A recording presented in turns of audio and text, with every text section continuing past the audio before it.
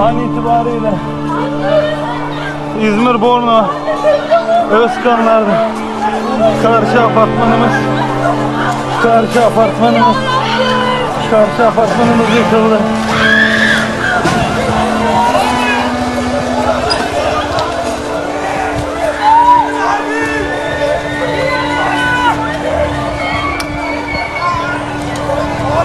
Abi canlı yayın alma ya. Daha canlı yayın alma hiç kimse ya.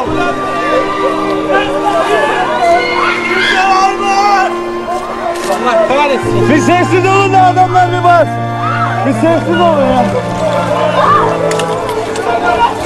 Bakın bir sessiz olun da içeriden ses duyuyorlar. Sessiz olun da içeriden bir ses duyulsun ya. Bir sessiz olun ya. Sessiz olun.